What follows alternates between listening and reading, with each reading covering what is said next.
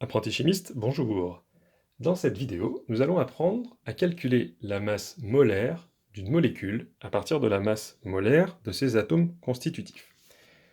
Alors par exemple, on peut s'intéresser à cette molécule-ci, qui s'appelle l'acide sulfurique. Cette notation, elle signifie qu'il y a 2 atomes d'hydrogène, 1 atome de soufre et 4 atomes d'oxygène dans cette molécule.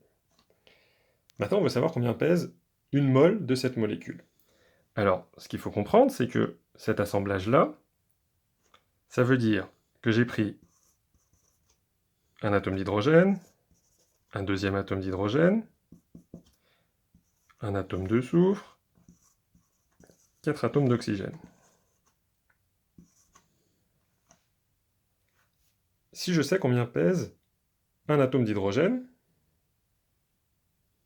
un atome de soufre, un atome d'oxygène, je suis capable de savoir combien pèse une molécule.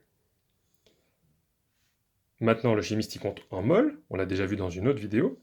Donc si je sais combien pèse une mole d'hydrogène, une mole de soufre, une mole d'oxygène, je sais combien pèse une mole de cette molécule. Parce que ce sont des tas d'atomes, ne l'oublions pas. Donc, je vais pouvoir écrire que la masse molaire de l'acide sulfurique,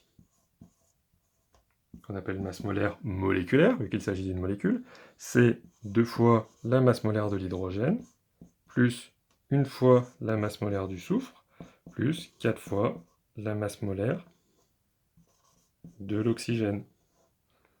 Donc si je fais l'application numérique, un atome d'hydrogène, si je considère une mole, ça pèse 1,0 g. Donc ici, je vais pouvoir écrire que ça fait 2 fois 1,0. Une mole de soufre, ça pèse 32,1 g. Et une mole d'oxygène, ça pèse 16,0 g. Donc si je fais cette addition, je vais trouver que la masse molaire de l'acide sulfurique, c'est 98,1 g par mol. Et ensuite, cette valeur, je peux l'utiliser, par exemple, pour convertir une quantité de matière en masse.